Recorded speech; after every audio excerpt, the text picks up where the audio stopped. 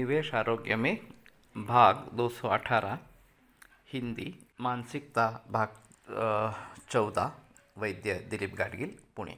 तो मैं युक्ति प्रमाण के बारे में बात कर रहा था और अनेक कारणों से उत्पन्न होने वाला कार्य कैसे समझ में लेना है, बात यहाँ पे बताई गई।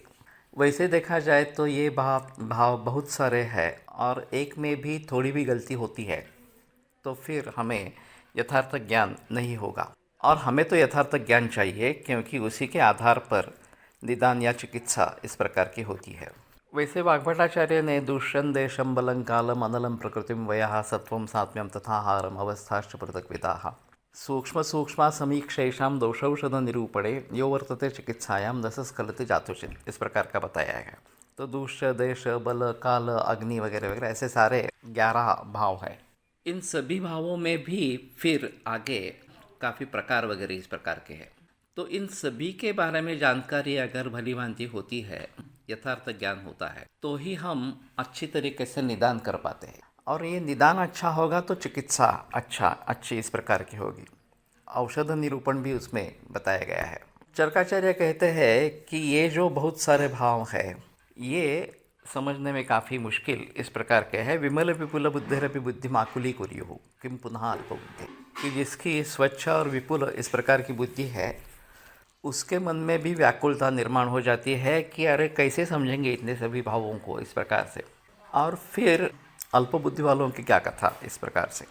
एक प्रसंग वहाँ पे वर्णित है कि आत्रेय अपने प्रिय शिष्य अग्निवेश को कहते हैं कि जाकर संभार लेके आओ, पंचकर्म के लिए जो आवश्यक है वह सभी सामग्री लेके आओ, और अगर पंचकर्म में व्यापत हुए, गलती हुई, तो उसको सुधारने के लिए भी जो भी द्रव्य चाहिए वो भी लेके आओ। तो अग्निवेश तुरंत पूछ लेता है कि अरे ऐसा कहीं क्यों करना है, पहले गलती करे फिर उसके सुधारे।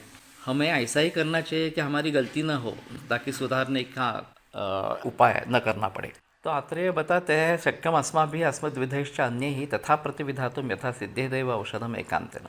मैं और मेरे जैसे कुछ अन्य ऋषिमुनि ये शक्य है कि एक बार निदान कर लिया, निदान चिकित्सा कर ली तो बस औषध सिद्ध होना ही है, रिजल्ट्स आने ही है। लेकिन ये केवल मेरे जैसे या ऋषिमुनियों को ही ये पॉसिबल है, सभी के लिए पॉसिबल नहीं है। और आत्रेय ये बात अपने प्रिय शिष्य अग्निवेश से कह रहे हैं जिसकी बुद्धि एक अलग है इस प्रकार से। तो अग्निवेश की ये कथा तो बाकी छात्रों की क्या कथा, ये भी बात हो सकती है। केवल अग्निवेश भी शायद कर सके लेकिन बाकी जो छात्र है आयुर्वेद पढ़ने वाले हैं वो सभी कर नहीं पाएंगे। और इसलिए अगर गलती होती है तो उसको सुधरने के लिए भी क्या करना है ये भी बताना जरूरी इस प्रकार का रहेगा।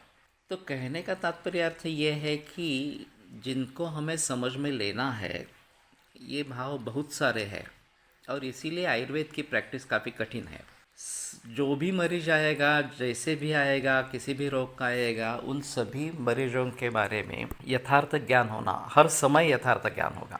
2 बार आता है, 3 बार आता है, पहली बार अच्छा हो गया, फिर दूसरी बार आया तो फिर मालूम नहीं उसमें कुछ गड़बड़ी की है, अपथ्य किया है, पता नहीं चला इस प्रकार से। तो सभी समय उसको यथार्थ ज्ञान होना जरूरी है और फिर वो अच्छी तरीके से निदान कर पाएगा, अच्छी तरीके से चिकित्सा कर पाएगा। और ये मामला काफ़ी कठिन इस प्रकार का है। यहाँ मेनी टू वन ये जो रिलेशनशिप है ये समझने की दिक्कत इस प्रकार की है, 1 to 1 इस प्रकार की रिलेशनशिप नहीं है। तो ये आयुर्वेद की एक खासियत है और भली भांति ज्ञान होना, यथार्थ ज्ञान होना ये आवश्यक है।